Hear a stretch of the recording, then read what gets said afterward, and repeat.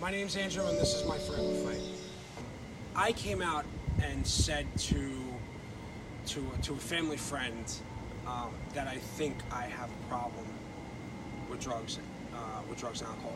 When I said that, then it was like, we're here. Thank you for saying that you had a problem with drugs and alcohol, because we didn't know how to talk to you. We didn't know how to come to you and say, hey, we think there's something wrong with you. What is it?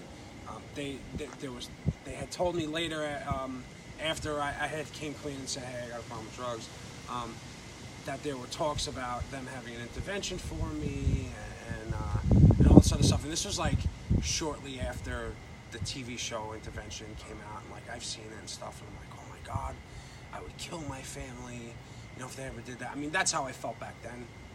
I was still in active drug addiction, but I remember some things happening. I remember going through some pretty bad detoxing. At this point, I had no money. I was getting arrested. Things were really starting to get out of control, and I didn't like the way that my life was going. And I went to a family friend, and I pulled him to the side and I said, hey, later on tonight, we were going out to the bar. We were going to go have fun. I said, hey, later on tonight when we get back, I got to talk to you. There's something I need to talk to you about. And they were like, what? What is it? And I'm like, nothing. Everything's cool. We'll talk about it later. I don't want to ruin the night. And they were like, no. Tell me now. And on the inside for them, they were praying that I was going to say, hey, I think I have a problem with drugs. Because my family was at a point where they knew I was a drug addict, and they knew I had a problem with drugs, but they didn't know how to come to me. You know, they didn't know how to deal with my alcoholism.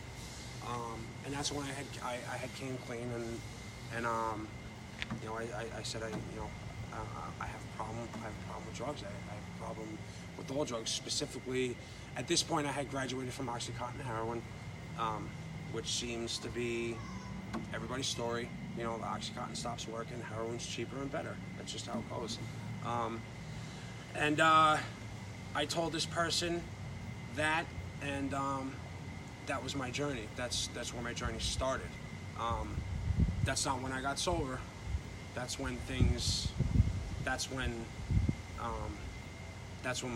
my drug addiction like really skyrocketed, you know, and then the multiple overdoses started, you know, multiple arrests, trip to the psych ward, trip to outpatient facilities and stuff like that.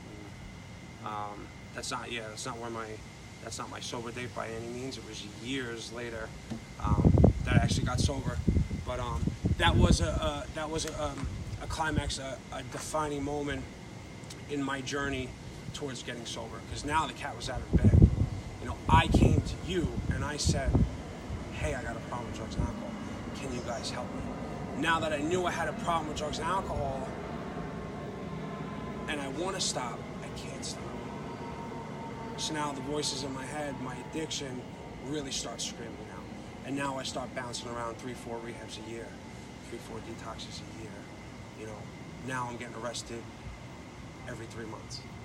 You know, time and time again, same thing, you know, you look at my arrest record, if you looked at any of my medical records, it's like every 3 months something happened, and that was my story. But that was the defining moment, one of the defining moments in my drug career.